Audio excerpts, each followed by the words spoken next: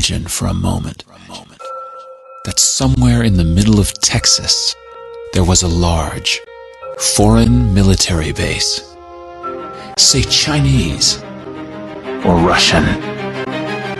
Imagine that thousands of armed foreign troops were constantly patrolling American streets in military vehicles. Imagine they were here under the auspices of keeping us safe, or promoting democracy, or protecting their strategic interests. Imagine that they operated outside of U.S. law and that the Constitution did not apply to them. Imagine that every now and then they made mistakes or acted on bad information and accidentally killed or terrorized innocent Americans, including women and children, most of the time with little or no repercussions or consequences. Imagine that they set up checkpoints on our soil and routinely searched and ransacked entire neighborhoods of homes.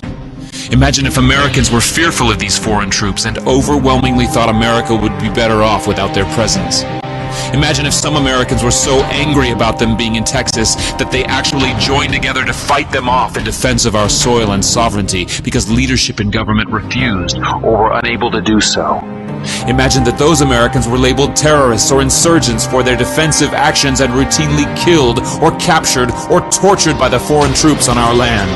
Imagine that the occupiers' attitude was that if they just killed enough Americans, the resistance would stop. But instead, for every American killed, 10 more would take up arms against them, resulting in perpetual bloodshed. Imagine if most of the citizens of the foreign land also wanted these troops to return home. Imagine if they elected a leader who promised to bring them home and put an end to this horror. Imagine if that leader changed his mind once he took office.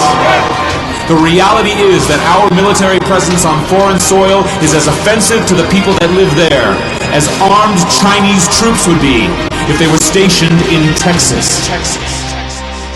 Shutting down military bases and ceasing to deal with other nations with threats and violence is not isolationism. It is the opposite.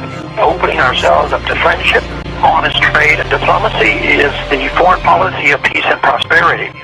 It is the only foreign policy that will not bankrupt us in the short order, as our current actions most definitely will.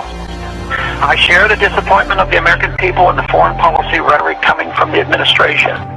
The sad thing is, our foreign policy will change eventually, as Rome's did, when all budgetary and monetary tricks to fund it are exhausted.